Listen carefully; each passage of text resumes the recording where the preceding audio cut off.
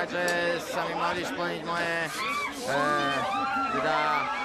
objektívy, ktoré som si dal pred štartom a takisto som veľmi rád, že som mohol prísť až do Paríža, že som prišiel v zelenom drese, takže neviem, čo na to povedať, som na dočakávania spokojný a som veľmi rád, že to mám za sebou.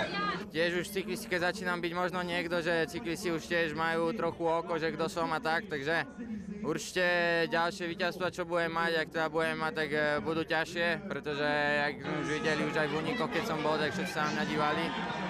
Takže už všetko ide s niečím, takže aj preto ja som spokojný a budem sa snažiť teda robiť všetko ďalej, aby to vyšlo dobre. Bolo to veľmi v pohode, dá sa povedať, v kľude. Až teraz vlastne na tých okruhoch v závere to bolo rýchlejšie, ale ináč ako posledná etapa na Tour. Ešte naozaj to nebolo jednoduché v tom závere, tu na tých záverečných okruhoch, ale som rád, že je to za mňou, že tá Tour je za mňou a som spokojný. Z Paríža Peter Štefanec, Rozhlas a televízia Slovenska.